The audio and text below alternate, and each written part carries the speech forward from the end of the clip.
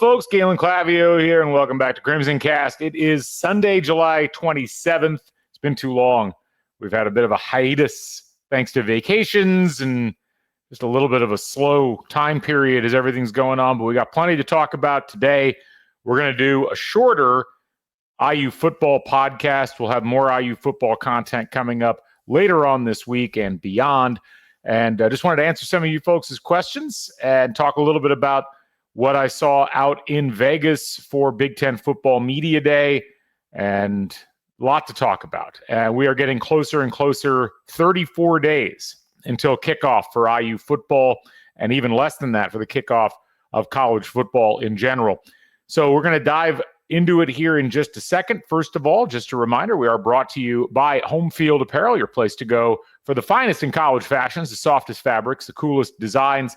They continue to bring us some great stuff, including very recently, if you missed the announcement, they've got a brand new collection of IU hats. And you got to check these things out, folks. These things are incredible. I'm going to actually share my screen here so that everybody can bask in the glory. Look at these things. Just amazing. You've got the bison on a two-tone dad hat. I cannot wear dad hats. I do not have the head shape for it. I have a big head, like physically large head. So I have to wear basically trucker caps. But they got that too. They've got that wonderful Steamboat 87 Final Four in a snapback. They've got a retro trucker hat with the Indiana all the way on it. Just some great stuff in here. They've already sold out of the Flying IU trucker hat, which I figured that was going to be a popular one. But anyway, whether it's IU or whether it's another team that you want to support, maybe you've got all the IU stuff that you need. I don't know how that could be, but Home Field's got you covered. Head over there, use the code HOME23. You get 15% off your first order when you do that. Again, homefieldapparel.com, proud sponsor of the Back Home Network. Also, just a reminder, folks, that we are brought to you by, or brought to you on, I should say, YouTube. We'd love to have you join us on YouTube. It's become a really popular place for people to watch not just Crimson Cast, but also the rest of the Back Home Network, which of course includes the Assembly Call. It includes the Doing the Work podcast, which covers IU women's basketball. It includes the Dribble Drive, which covers Big Ten women's basketball. We just launched a new show on the Back Home Network, Sideline Stories, with Sydney Parrish and Trisha Whitaker. That's been a lot of fun so far. They just had Lily King on, the Olympian and IU great. If you haven't checked that interview out, you should go do so. All these shows have their own separate feeds on Spotify and on Apple, but you can catch them all on YouTube in one place. So head on over, hit the subscribe button. You can get notified not just when we have new pre-recorded podcasts, but also when we go live on YouTube, as we have multiple times this summer with new recruits coming in and with other important news breaking.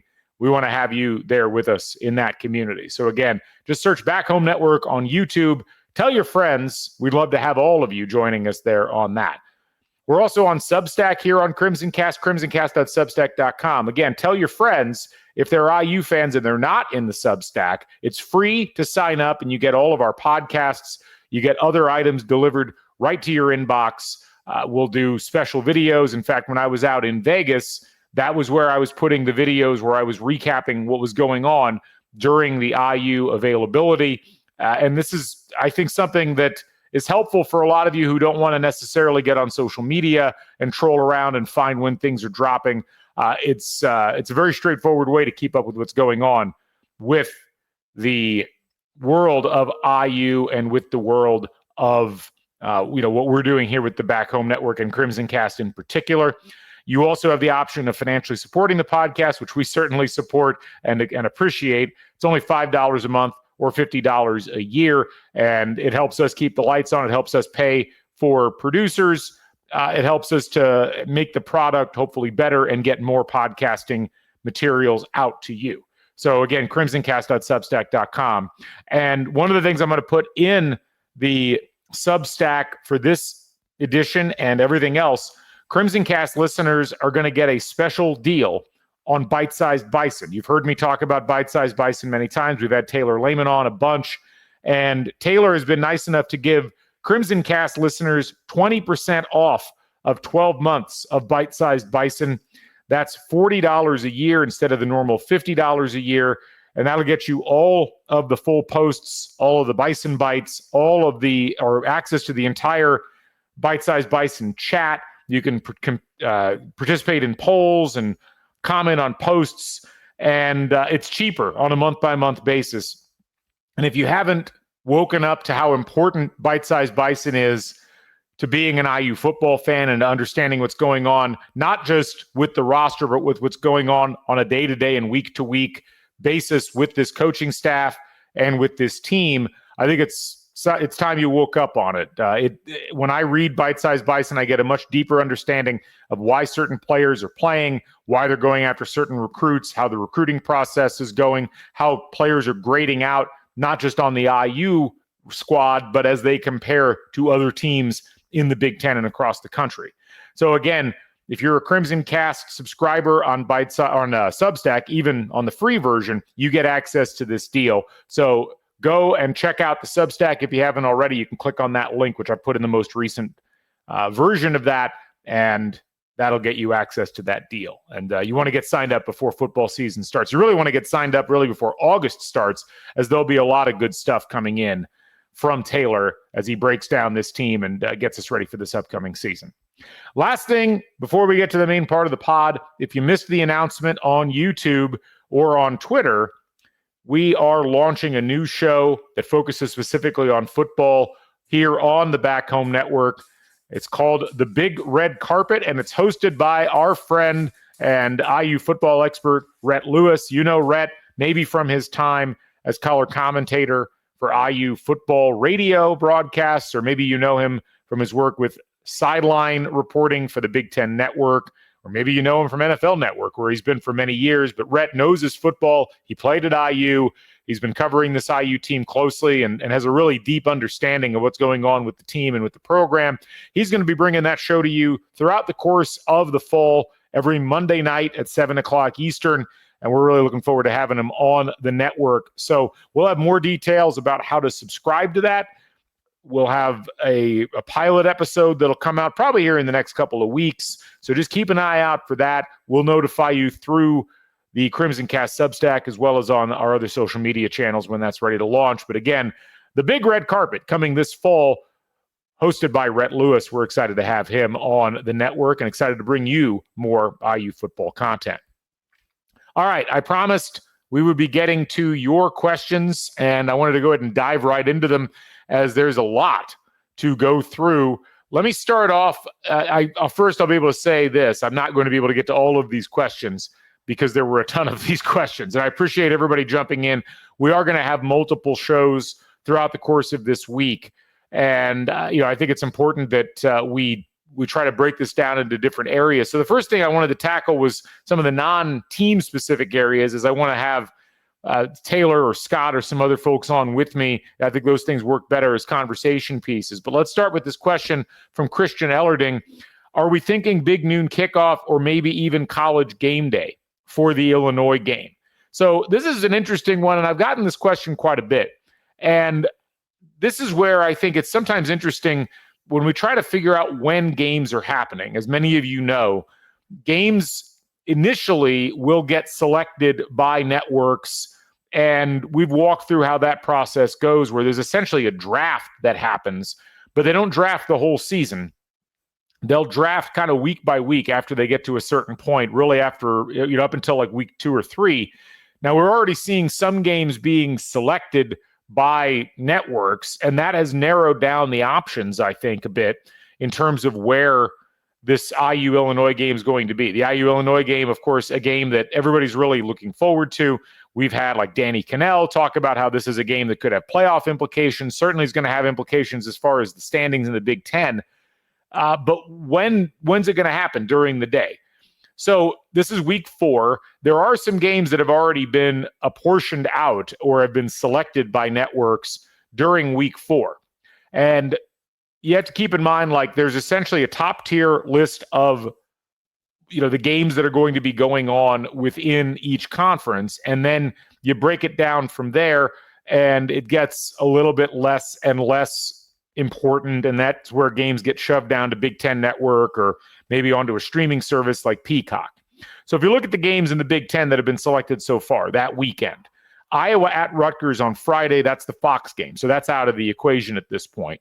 Then you've got essentially 3 games that have been apportioned to networks already. You've got Michigan at Nebraska, which is the 3:30 game on CBS.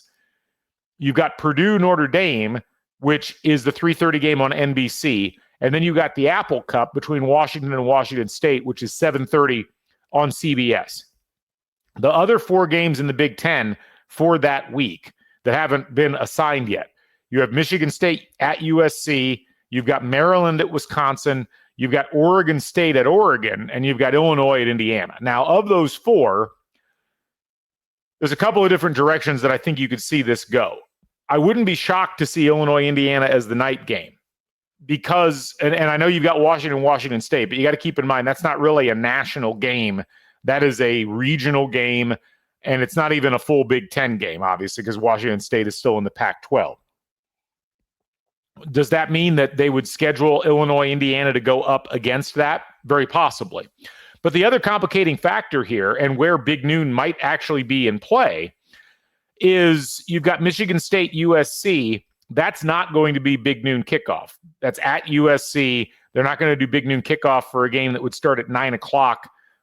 They might bump it back a little bit, but the actual noon kick itself, as opposed to like ESPN or Fox being there, if they were going to have the program be a bridge program into the kickoff like they did earlier on this year with, I think it was the Nebraska game, it'd be more likely that Illinois, Indiana would get that slot than Michigan State, USC. I also wouldn't be surprised if NBC decided that they wanted to go Michigan State, USC as a 7:30 game, kind of to counter program CBS having a West Coast team like Washington, which has a big following. I don't think Illinois, Indiana is going to be the 3:30 game, again, because you've already got Michigan, Nebraska in that slot. And I think Illinois, Indiana is going to trump whatever people might think is going to be Maryland, Wisconsin. So I went into this originally thinking that Indiana might be the 3:30 game. Then they moved Michigan, Nebraska to it. So my guess is at this point, it's probably a noon kick for Illinois, Indiana, but I wouldn't be shocked if it was a 7 or 7:30 kick. It really just depends on what NBC decides they want to do in that evening time slot, if they're even going to have a game there, since they've gotten the Notre Dame Purdue game earlier on in the day. So again, I feel like we're not going to know for a little while, but I wouldn't be surprised if we knew before the season started. That is going to be a wild weekend one way or another. I think, from the perspective of people outside of Bloomington, I know people don't like night kickoffs because of the relatively long drive to get back home, although it's a lot easier with the interstate. I don't really want to melt as along with other people in the sun at noon. I'll do it. I'll be happy to do it. But that just seems like such a cool game to be in the evening.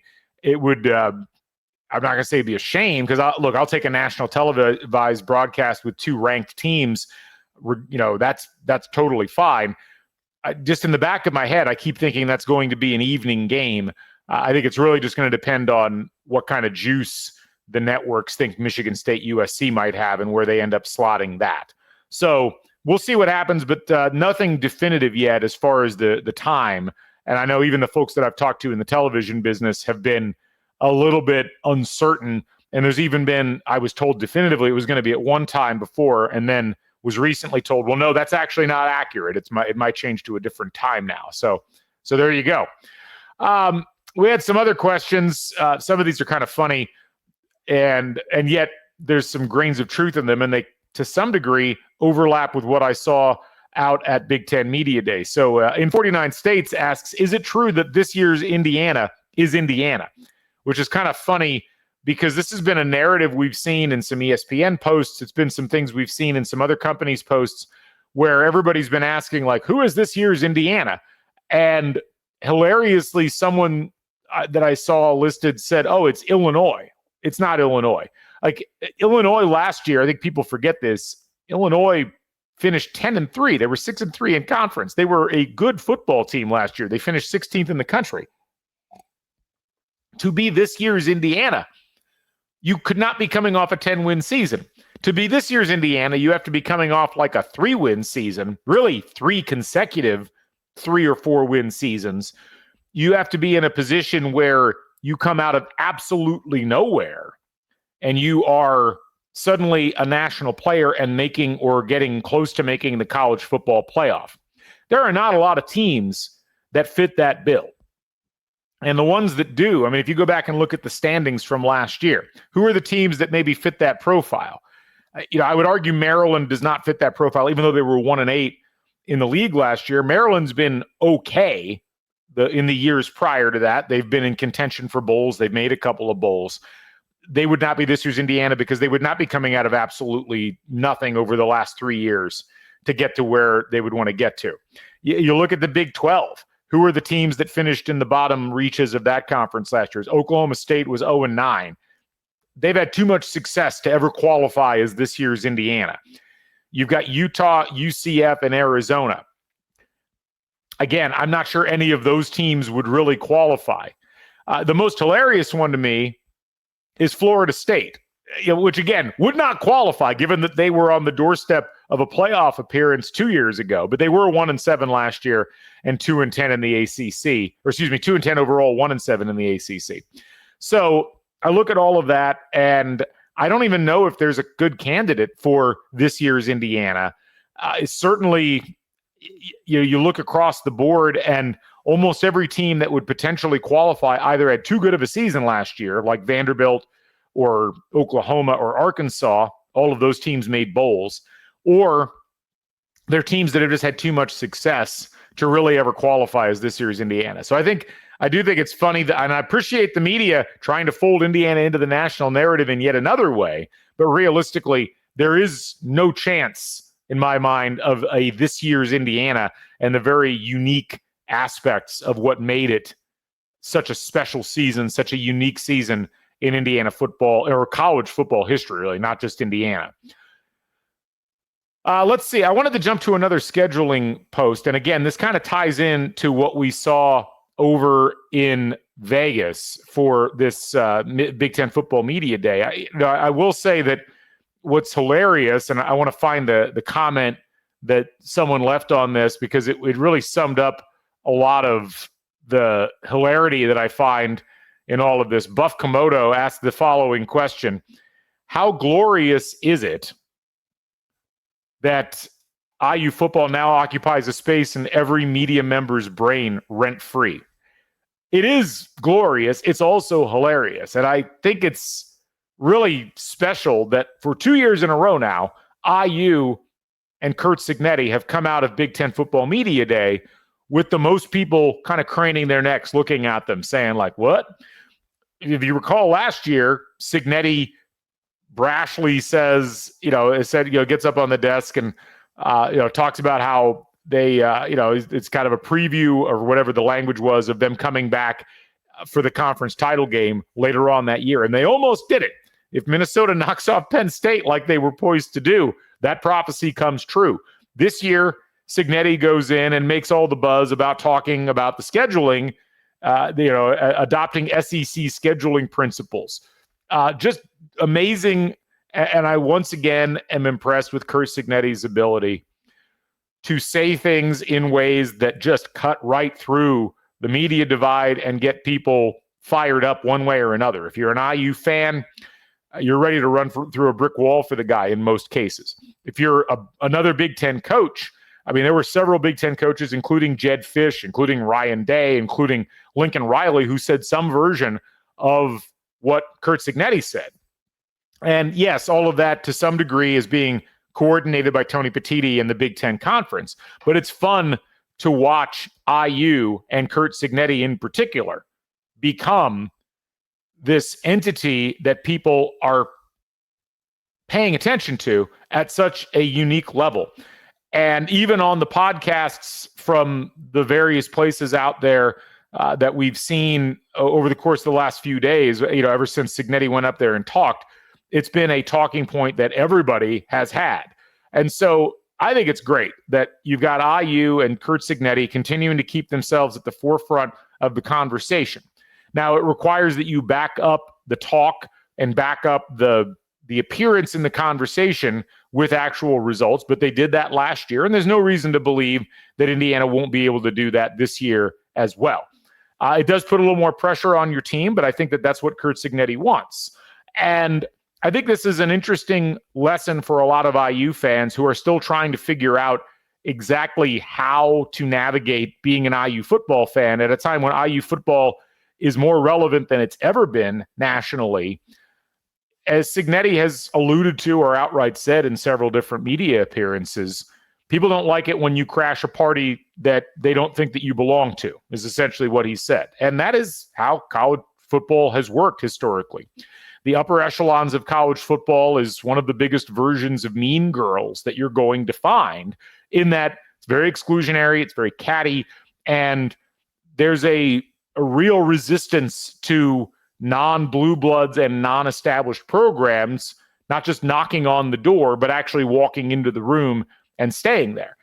This is very much an old boys club in a lot of ways, and fans and media treat it that way. And I think Curt Cignetti understands that, but he also understands that the longer you can stay at a level of relevance within the conversation nationally, the more people start to accept that you belong in the conversation. Now, I don't think Indiana is ever going to actually be fully embraced unless they do this for 25, 30 years in a row. But the way that IU got reacted to last year in relation to the college football playoff was silly. And you just can't play nice when you're getting reacted to that way. And I think Signetti understands that. You have to argue for your place, and you have to essentially defend and justify the things that you're doing. And I thought Signetti did a really good job of predicating what IU did after they got criticized quite a bit over that canceling of the Virginia series. And there were legitimate reasons why they did that, even above and beyond the SEC scheduling principles thing, largely the extra revenue from a home game and the fact that that series got scheduled at a time when Signetti was not yet the coach. It is funny that, Signetti's also gotten blamed for the Louisville series cancellation, which he wasn't even a part of. And I'm going to get to something on that Pitt Hoosier wrote in. But much like we saw Lincoln Riley get criticized this year for even daring to intimate that it might not make sense that the Notre Dame game stay on USC's schedule, you got a lot of people who are approaching their commentary on college sports, and I'm leaving the fans, the online fans, out of this entirely, but even at the media level, you got a lot of people who are approaching this from what they think is the best interests of college football without ever really defining what that means or acknowledging that what they think might be in the best interest of college football, in air quotes, might not actually be in the best interest of a lot of the teams and the programs that are participating in college football.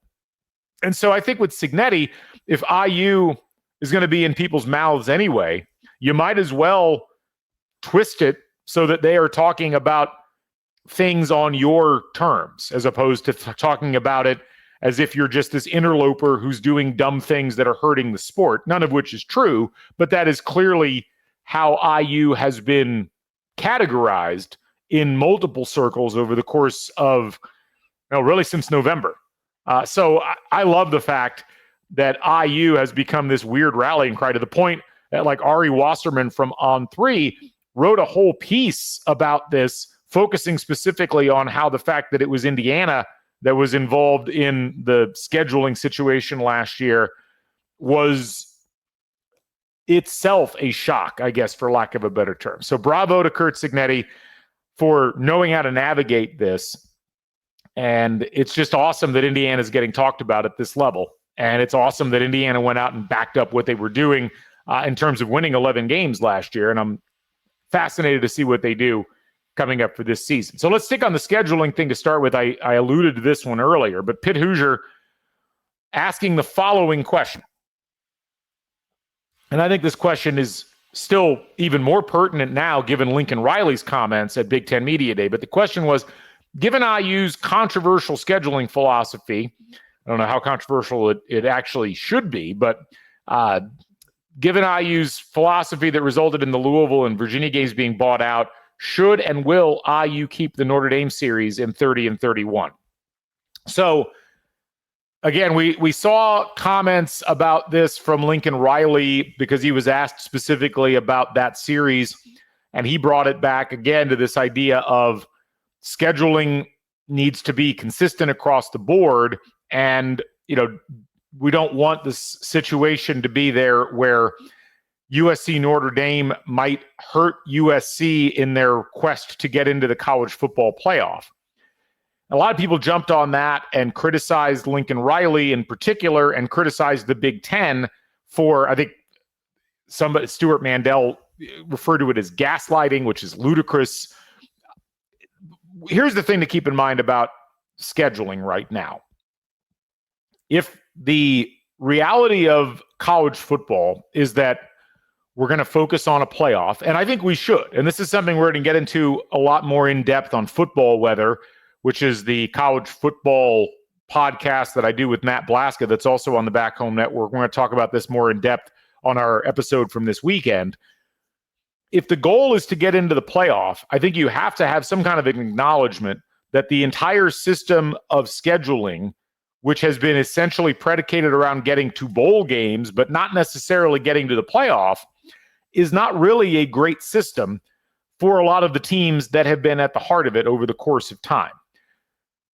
And so when you look at it, Indiana, as much as they've gotten criticized for canceling the Louisville series or buying their way out of the Virginia series, the reality of the situation is Indiana, along with many other teams in college football, and I would put USC in that mix now, don't have the luxury of throwing a game away as a loss potentially if they want to be in contention for the playoff.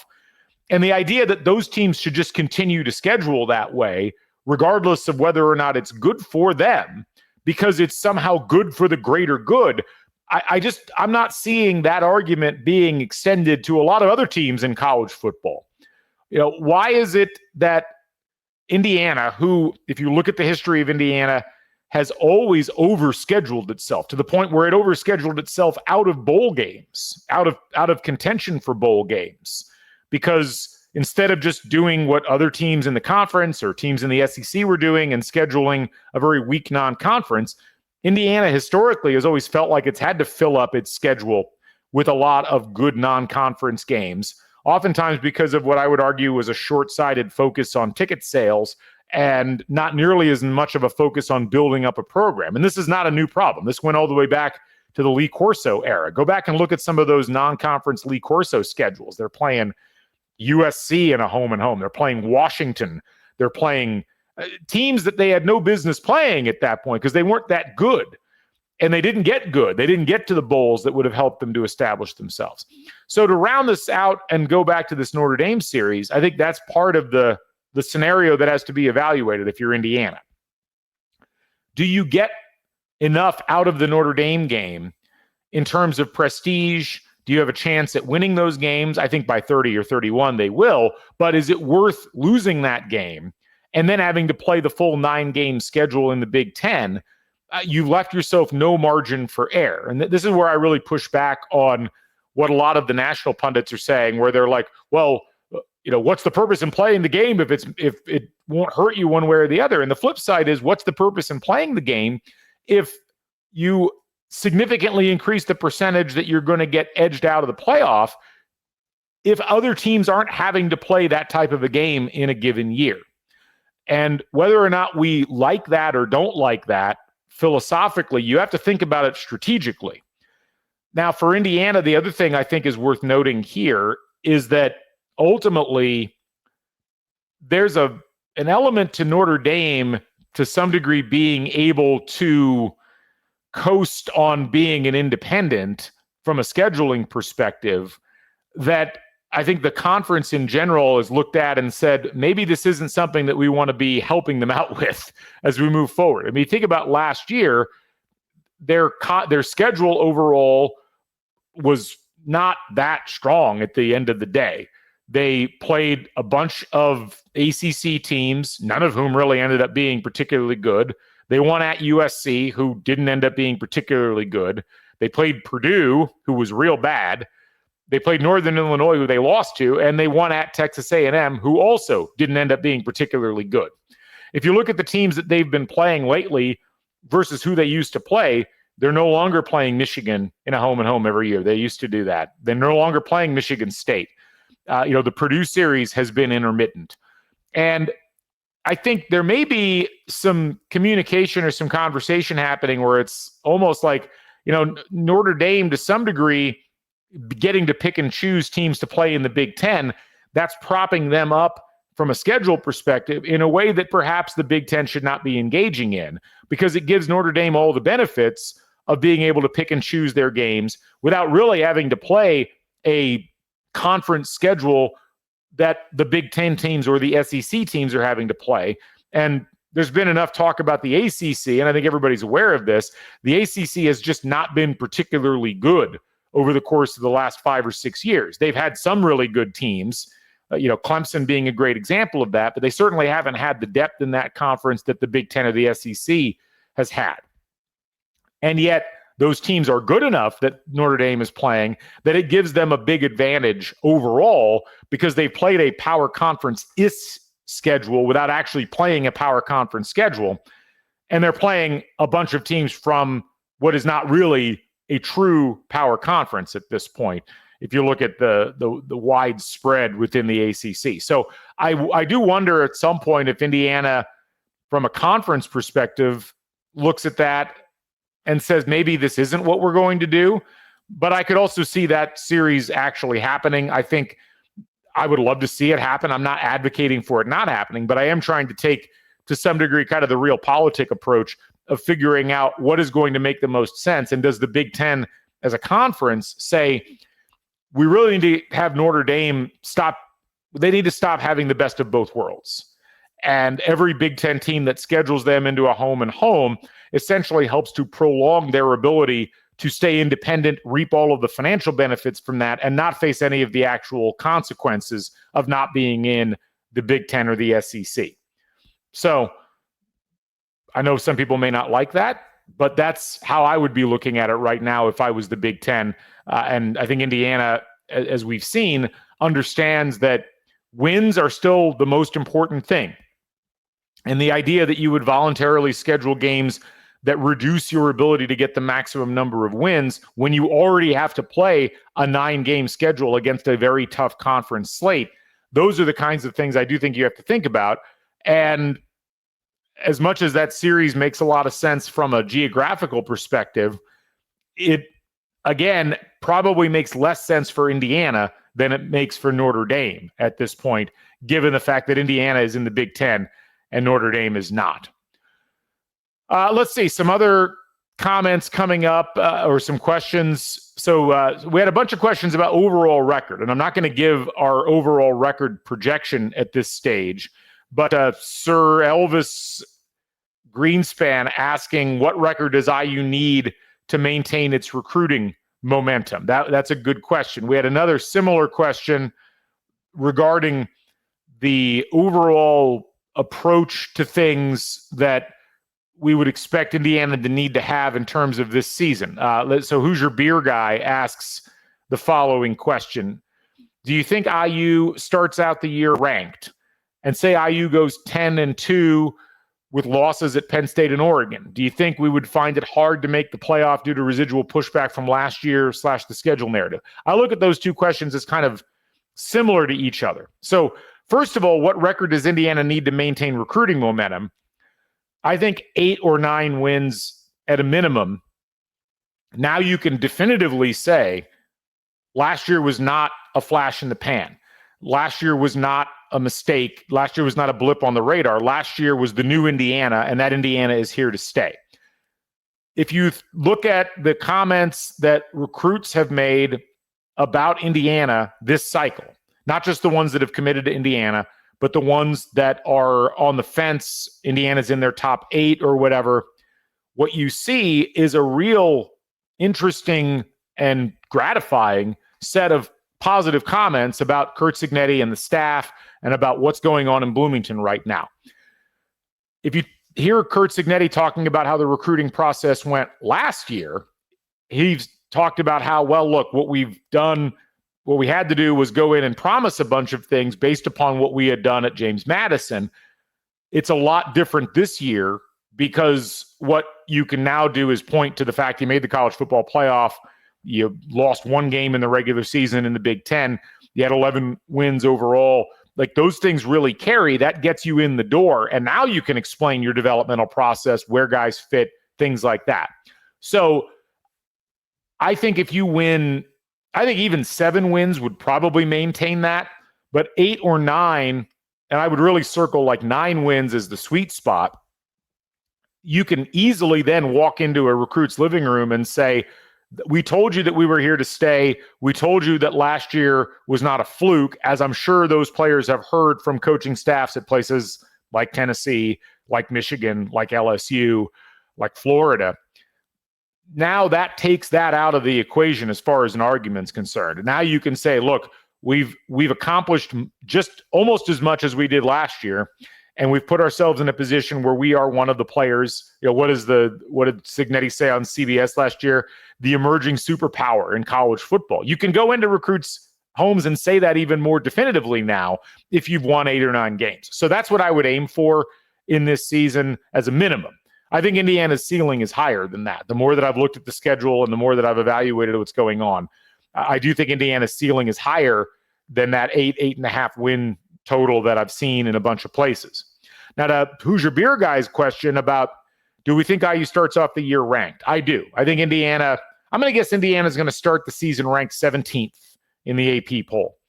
I think they should probably be a little bit higher, but I can also see the arguments for them being in that range. I think they'll probably be somewhere between 15th and 22nd in both polls, which is a great place to start. And as we saw last year, starting ranked is much better than not, because you're in the conversation from the beginning. And going back to the arguments about scheduling, which we'll talk about here with the last question that we'll field, SEC teams, so many of them start the season ranked, win against subpar competition or worse, and then the fact that they were ranked at the beginning of the year is used as justification in concert with the wins against easy teams. Whereas Indiana, as you'll recall, had to really fight to get up, not just into the rankings, but then eventually up into that top 10, top 15 range. Because they started the season unranked, they just didn't get the benefit of the doubt from voters. As we also learned last year, the voting sucks. Like not just on the coach's side either. Like, you know, there is so much provinciality, especially among Southern and weirdly Western writers and people voting in this poll, that when you go through and break down what they are doing week by week in the voting, there is so much credence being given. You know, if you wanted to take a very charitable approach, credence being given to teams that were already in the rankings. It looks really like the credence is being given, or the benefit of the doubt is being given, to SEC teams regardless of what they're doing, because the expectation is, oh, those teams are just so much better. And you can always point to the fact that they started off ranked as the justification for that. It's silly, but that seems to be how it works. But Indiana being ranked to start the season is a big deal. And as far as the scenario the Hoosier Beer Guy lays out, which again was 10-2 with losses at Penn State and at Oregon, would we find it hard for IU to make the playoff due to residual pushback from the schedule narrative and from last year? This year will be different from last year unless those teams fall completely off the wagon that Indiana's got on their schedule currently. So take the non-conference out of the equation for a minute.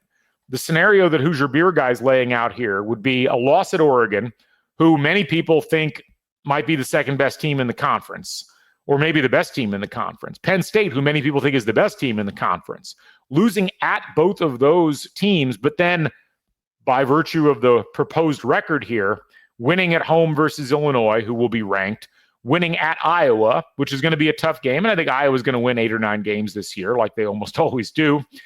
Winning at home versus UCLA, who I think will be better. Winning at home versus Michigan State, who I think will be better. Winning on the road at Maryland, who I think will be at least a bowl team this year.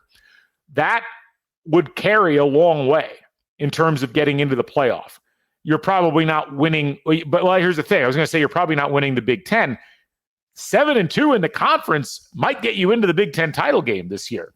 One of the things that I think we got to note as we go into this upcoming season is that all of these teams that we're looking at as potentially the best teams in the conference, all of them have some pretty tough schedules this year. Indiana got let down quite a bit last year by the fact that their schedule had Washington, and Washington was not good. They were okay. It had UCLA, who was supposed to be good. They were not. It had Nebraska. Nebraska was not good. It had Michigan, who Indiana beat.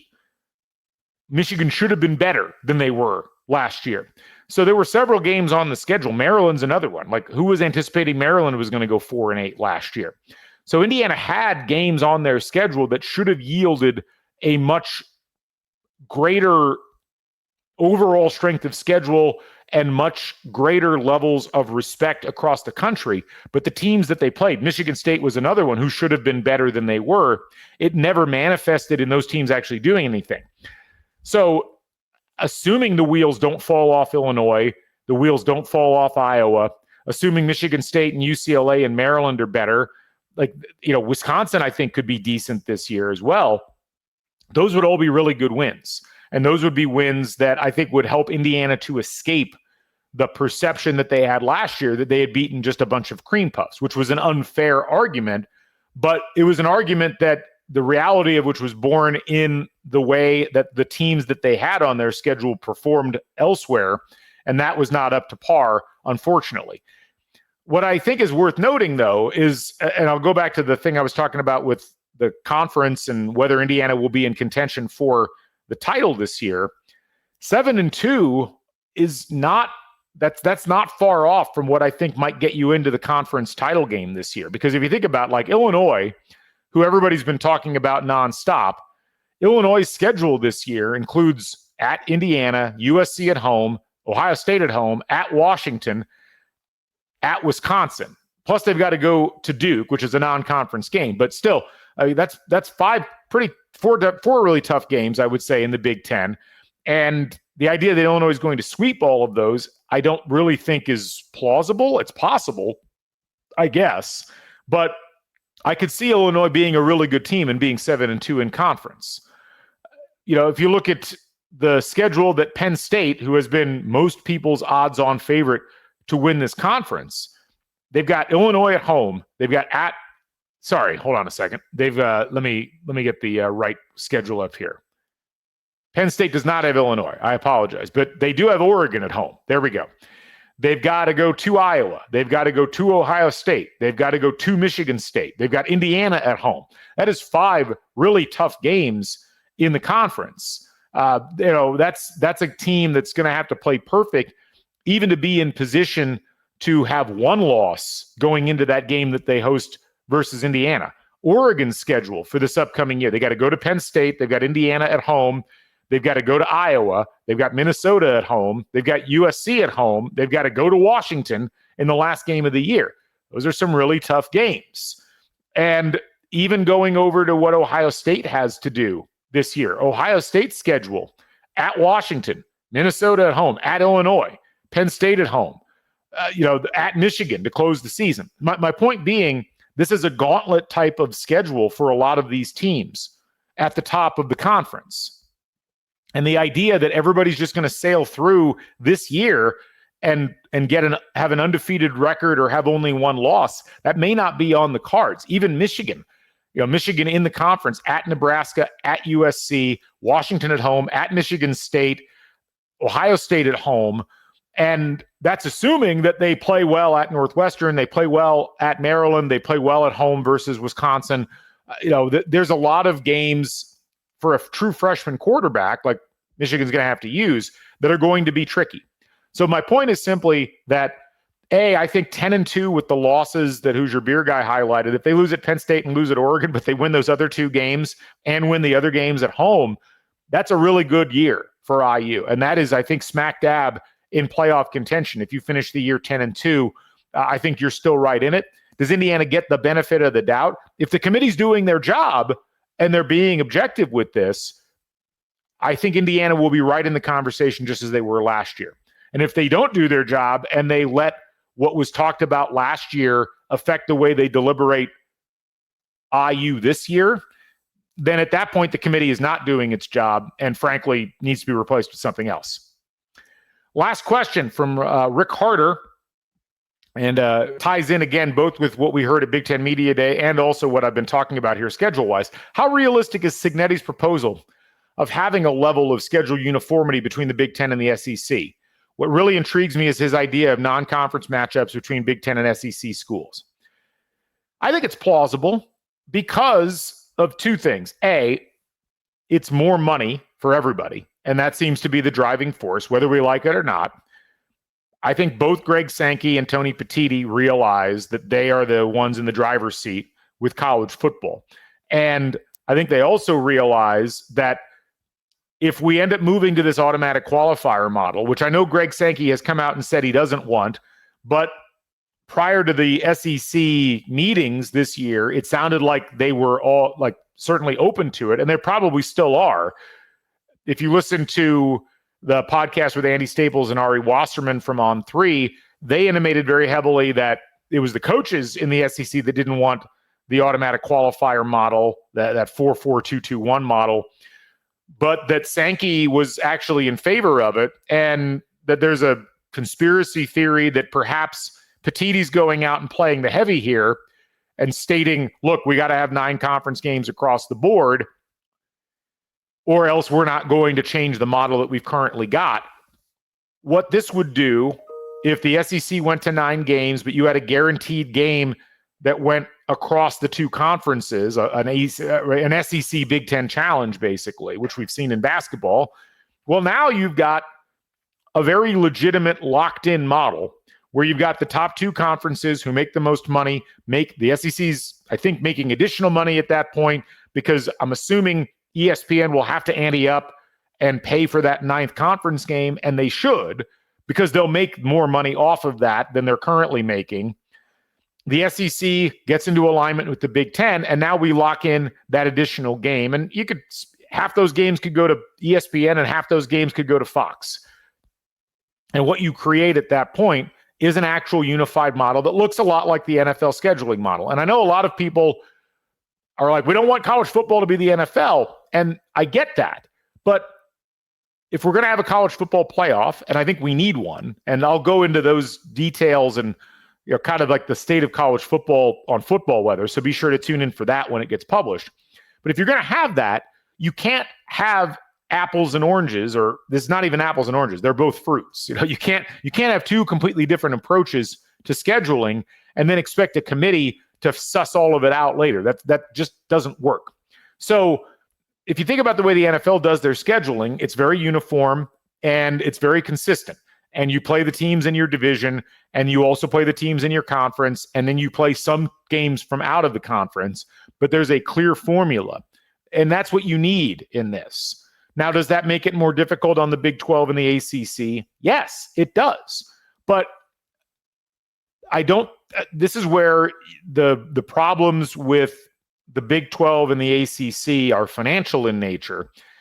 And at some point, the expectation can't be, well, we're just going to keep everything as the status quo. And I think what is being talked about with this equal model that Signetti talked about, where you have an exchange game, essentially, I'd love to see 2 more teams in the SEC, or I'd love to see both conferences at 20 to make it all even. And I think you could do that with relatively little fuss. Well, a little fuss in terms of what those conferences want. There would be big fuss in the Big 12 and the ACC with that approach. But my philosophy on this is essentially, you can't let nostalgia for the past affect what's going on right now. There were a lot of predictions that people would stop watching college football if it got more professionalized, and that hasn't happened. And I don't think that we're anywhere close to that happening. So now you've got to look at the formatting. And I think as much as you're hearing media members and certain people in the SEC kicking and screaming about this, it doesn't make any sense for one of these conferences to play 9 conference games and the other one to play 8. I do think the SEC is going to eventually have to come around on this. And I honestly think from a financial perspective, they want to. It's just a matter of making it worth their while. And that will then lead to these kinds of opportunities. And it would be interesting watching these Big Ten and SEC teams matching up consistently with each other over the course of the next cycle of scheduling. And I think it's a different version of what fans would be interested in the first place. And that's, I think, something that we should be embracing as opposed to resisting as we move forward with things. So I appreciate the question, Rick. It's a good question, and I do believe that it's going to be one of those things that we have to keep an eye on as we move forward. And it ties back into even the conversation about the scheduling with Notre Dame that I was talking about earlier on from that other question. So a lot of fun things to talk about and a lot of things to keep in mind as we move forward. We will go ahead and wrap up this particular episode of Crimson Cast and talk more as we move forward about IU football. We'll have some answers to your questions on personnel. We'll have some answers to your questions on Memorial Stadium. A lot of you asked about that. And we'll have, of course, all of our buddies back to talk about this upcoming season. I'm Galen Clavia. We'll catch you folks on the flip side. Stay never daunted. So long, everybody.